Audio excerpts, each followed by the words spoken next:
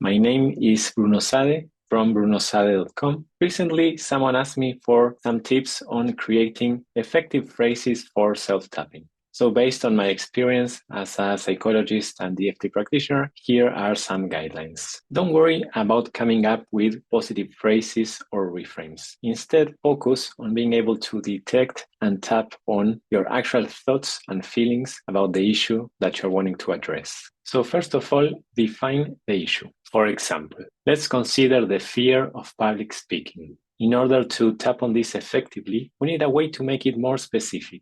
If we were to use a banana bread analogy, which I've learned from EFT international trainer Jules van der Maat, we could say that the issue, fear of public speaking, is like the whole loaf of banana bread. So if we were to cut a slice of the issue, I would then invite you to think of a recent or future time when this fear of public speaking might show up. This is so that we don't try to bite more than we can chew, which is why it's useful to come up with a specific event, whether past or future. So let's say that next week you have to give a presentation at work. So far, we have the issue that you want to work on, in this case, the whole loaf of banana bread, the fear of public speaking. And then you have a slice of the issue, which is the presentation you have to give next week at work. Next, it's important to understand that EFT's core purpose is to help us diminish and release our unpleasant emotional reactions. The structure of the most effective phrases that we can use is,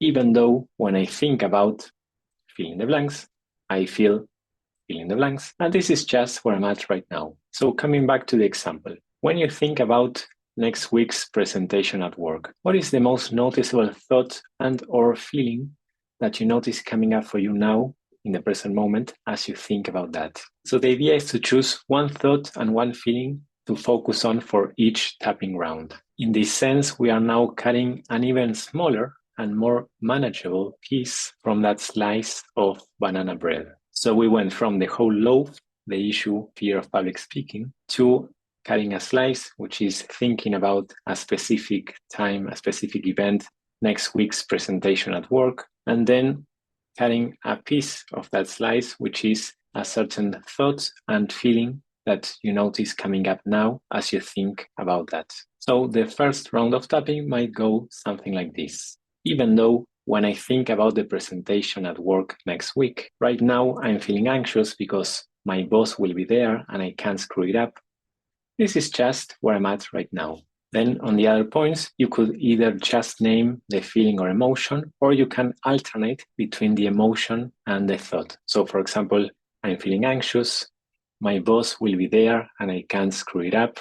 I'm feeling anxious, my boss will be there and I can't screw it up. Right now I'm feeling anxious because my boss will be there and I can't screw it up. Right now I'm feeling anxious, my boss will be there and I can't screw it up. After you are done with that first round of tapping, ask yourself again, as I think about next week's presentation at work, what is the most noticeable thought and feeling coming up for me now? This is the question that you're going to keep coming back to. So there are basically 4 different things that are likely to happen as you do this. One, you can either notice the next layer of the onion, as in, for example, now I'm feeling frustrated that my boss assigned this to me even though I asked him not to. This would be a different piece or aspect of the same slice, next week's presentation at work, of the banana bread, which is the issue of public speaking. In this case, the next round, you could use this phrase. Even though when I think about next week's presentation, I feel frustrated that my boss assigned this to me even though I asked him not to.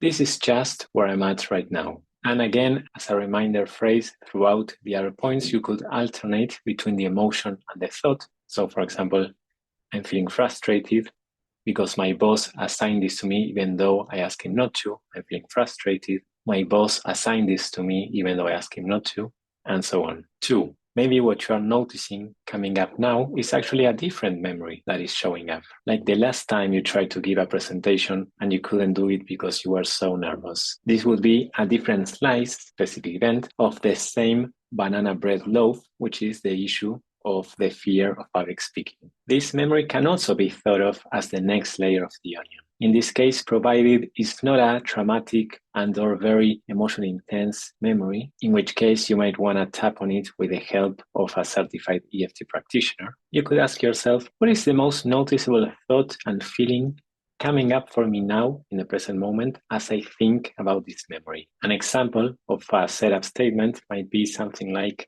even though when I think about the last time I tried to give a presentation at work and I couldn't do it because I was feeling so nervous, I feel really embarrassed about that. And this is just where I'm at right now. And on the other points, you could alternate between I feel really embarrassed, I couldn't do it because I was so nervous, I feel really embarrassed, remembering that I couldn't do it, couldn't give the presentation because I was so nervous, I feel really embarrassed, and so on. 3, you might notice a more empowering thought and feeling coming up, as in, actually, now I'm feeling a bit of relief, thinking that it might not be as bad as I thought. I really know the subject I'm going to be talking about, and all the people there are probably going to be rooting for me. So this is known in EFT as a cognitive shift, and it's a sign of progress. You can either stop here, or if you want to be more thorough, you can ask yourself, besides feeling more relieved thinking about that, is there any other negative thought or feeling about this upcoming presentation at work that I'm aware of? And if there is, you can target it for your next round of tapping. And 4, this one is less likely to happen in my experience, but perhaps you notice that as you think about the upcoming presentation at work, what seems to be most noticeable is the same thought and feeling as the ones you tapped on before, which in this case was, I feel anxious because my boss will be there and I can't screw it up. In that case, you can do another round using the same words as before. Usually, after 1 or 2 rounds, there tends to be some kind of shift, and the next layer of the onion presents itself, as in the examples I mentioned before. Lastly, when it comes to the most effective tapping phrases, it's important to use the words that are genuinely going through your mind. So don't use euphemisms. If the actual thought coming up is, my boss is such a jerk for assigning this to me, then use that phrase, as opposed to a more polite, that wasn't so nice of him, was it? Because the actual thought is likely to be the one that is most emotionally charged, which is what you are seeking to diminish and release through the tapping. So that's it for today. I hope this was useful. If you have any questions or comments, please leave them in the comments below. And I look forward to seeing you again in one of my next videos.